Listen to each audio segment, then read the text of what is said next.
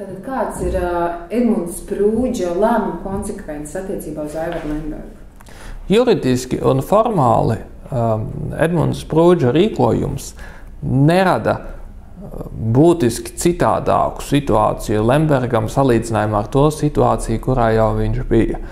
Tā procedūra ir tāda, ka ministrs tagad ir atstādinājis Lembergu no amata pienākumu pildīšanas, un gadījumā, ja Lembergs tiesā nepārsūdz šo rīkojumu, vai arī ja tiesa Lemberga sūdzību noraida, tad Lembergs tiek atlaists no amata. Tad viņš pārstāja būt domas priekšsēdētājs.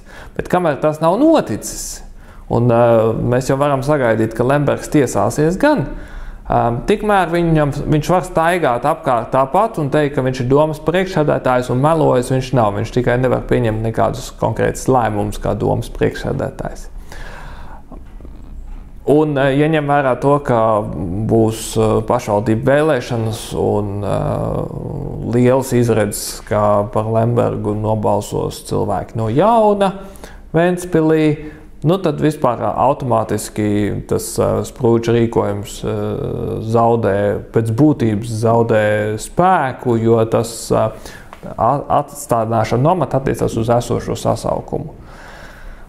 Es domāju, ka Sprūdža rīkojuma galvenā pievienotā vērtība varētu būt pārliecinošs vēstījums sabiedrībai, ka principiāli ir ļoti nepareizi, ka publiskā amatā atrodas cilvēks, pret kuru ir vērstas tik ļoti nozīmīgas apsūdzības, un par kurām spriežot pēc publiskajā telpā pieejamās informācijas, nerodās pārliecība, ka tās apsūdzības būtu no pirksta izzīstas, nepamatotas politiskas uzbrukums vai tam līdzīgi. Īstenībā ļoti daudz, kas no tām apsūdzībām šķiet diezgan ticams.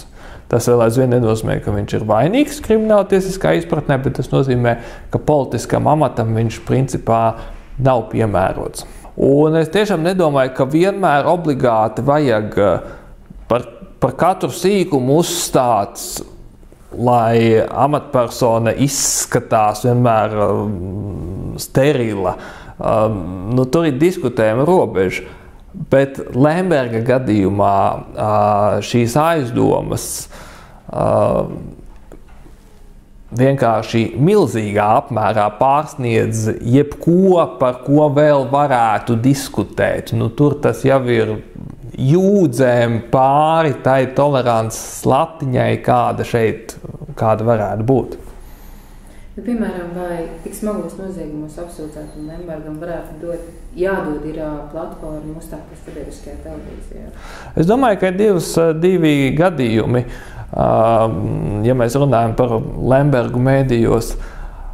Es tomēr domāju, ka viņš, pat ja viņš šķiet mums ļoti nepatīkams tipāžs Latvijas sabiedriskajā dzīvē, viņš ir vēl aizvien faktors ar pietiekami lielu nozīmi.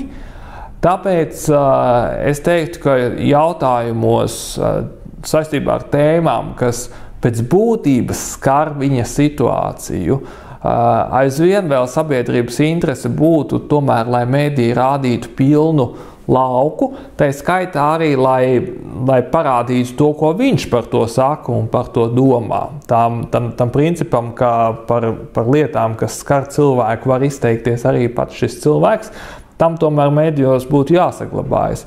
Es domāju, ko mēdījiem nevajadzētu darīt. Bez šādas speciāla pamatojuma mēdījiem nevajadzētu piespēlēt Lembergam tajā, ka viņš vēl aizvien ir šis domas priekšsēdētājs, nevajadzētu piespēlēt Lembergam viņa autoritātes celšanā, uzturēšanā. Respektīvi, tad, kad ir spriešana par Lemberga lietām un diskusijas, tad Lembergam arī būtu jāļauj izteikties. Lembergu nevajadzētu kultivēt aizvien kā šo te mītiski izcilo domas priekšsēdētāju.